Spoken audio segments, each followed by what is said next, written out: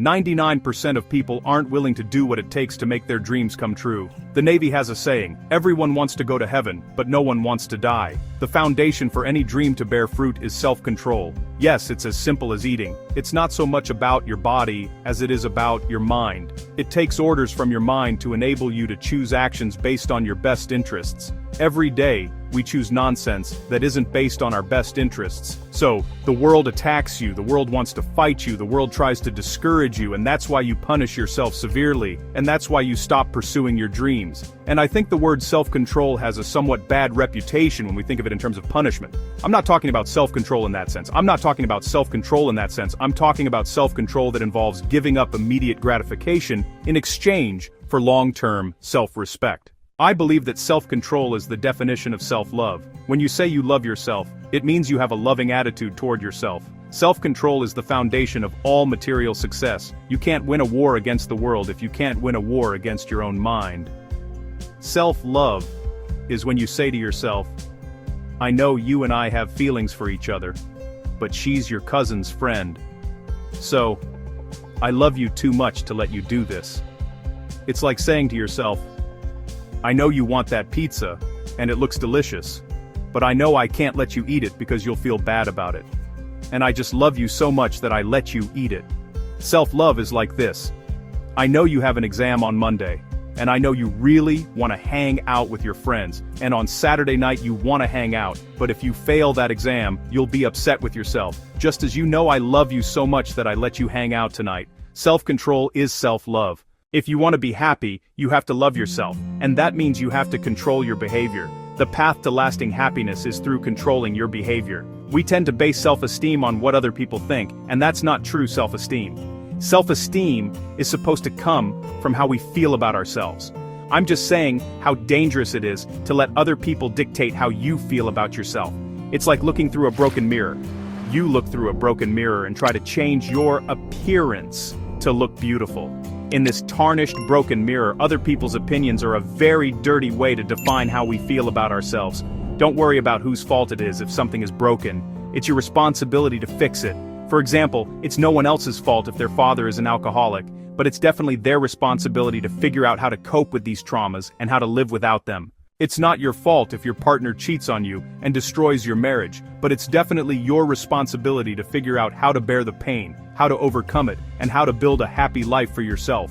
Fault and responsibility don't mix. That's bad, but they don't mix. When something is someone's fault, we want them to suffer. We want them to be punished. We want them to pay the price. We want it to be their responsibility to fix it. But it doesn't work that way, especially when it comes to your heart. Your heart, your life, and your happiness are your responsibility, and yours alone. As long as we point fingers at the person at fault, something will inevitably trap us in a victim mentality. When you're in a victim mentality, you're trapped in suffering. Your path to energy comes from taking responsibility. Your heart, your life, and your happiness are your responsibility, and yours alone. You can make someone smile. You can make someone feel good. You can make someone laugh. But whether or not someone is happy is entirely beyond your control.